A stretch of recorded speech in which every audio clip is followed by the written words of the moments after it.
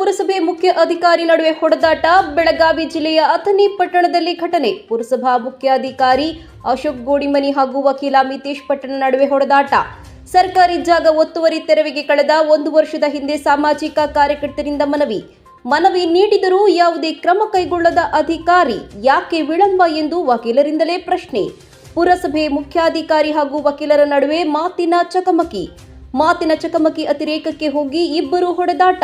ಹಲ್ಲೆಗೆ ಒಳಗಾಗಿರುವ ಇಬ್ಬರು ಅಥಣಿ ಸರ್ಕಾರಿ ಆಸ್ಪತ್ರೆಗೆ ದಾಖಲು. ಇಬ್ಬರು ಕಡೆಯಿಂದ ಇದುವರೆವಿಗೂ ದೂರು ದಾಖಲಾಗಿಲ್ಲ. ಅಥಣಿ ಪೊಲೀಸ್ ಠಾಣಾ ವ್ಯಾಪ್ತಿಯಲ್ಲಿ ನಡೆದ ಘಟನೆ. DM Makandar, R5 news, Athani.